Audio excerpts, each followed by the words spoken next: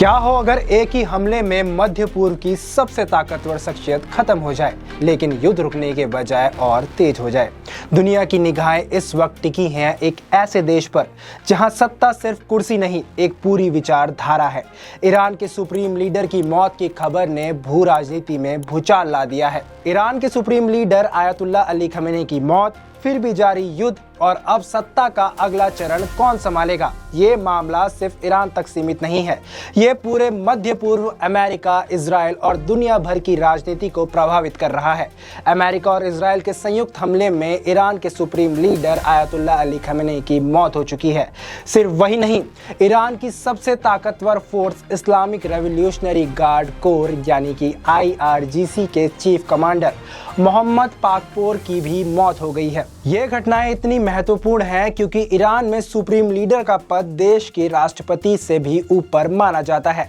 Supreme leader ही देश की असली ताकत होता है। घरेलू नीतियों से लेकर विदेश नीति और सेना तक सब उसके द्वारा तय होती है। वहीं अब सवाल उठ रहे हैं कि अगला सुप्रीम लीडर कौन होगा।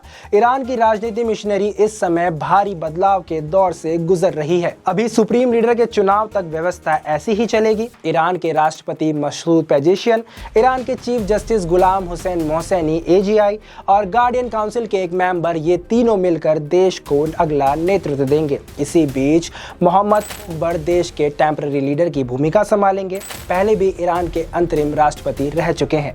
बता दें कि ईरान में सुप्रीम लीडर को सीधे आम लोग नहीं चुनते। ईरानी कानून के तहत असेंबली ऑफ एक्सपर्ट्स नाम के 88 3 सदस्यों वाला एक पैनल सुप्रीम लीडर को चुनेगा। एसोसिएटेड प्रेस की रिपोर्ट के मुताबिक इस पैनल में पूरी तरह से शिया मौलवी शामिल होते हैं।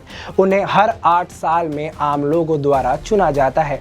इनकी उम्मीदवारी को ईरान की संवैधानिक निगरानी संस्था गार्डियन काउंसिल मंजूरी करती है। ये संस्था ईरान में अलग अलग चुनावों में उम्मीदवारों को अयोग्य ठहराने के लिए जानी जाती है। गार्डियन काउंसिल ने ही ईरान के पूर्व राष्ट्रपति हसन रूहानी को मार्च 2024 में असेंबली ऑफ एक्सपर्ट्स का चुनाव लड़ने से रोक दिया था।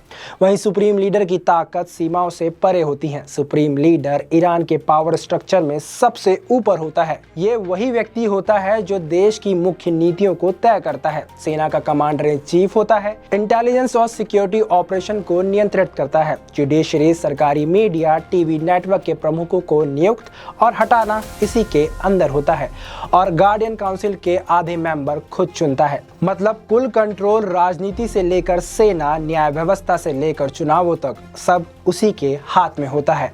अब आइए बात करते हैं एक ऐसी फोर्स की जिसने ईरान की शक्ति को अलग ही स्तर पर पहुंचाया है। इस्लामिक रेवोल्यूशनरी गार्ड कोर यानी कि IRGC ये कोई मामूली सेना नहीं है। ये सेना से भी ज्यादा ताकतवर संस्था बन चुकी है। IRGC की शुरुआत 1979 की इस्लामिक क्रांति के बाद हुई थी। आज इसमें लगभग 2,30,000 से भी ज्यादा प्रतिष्ठित सैनिक हैं। इसके पास अपनी थल सेना, वायुसेना और नौसेना है। ये परमाणु और बैलिस्टिक मिसाइल कार्यक्रम भी चलाती है। इसके हाथ में देश के 25 से ज्यादा प्रांतों की ताकत है। IRGC की तुलना कभी कभी रूस की KGB या पाकिस्तान की सेना से भी की जाती है।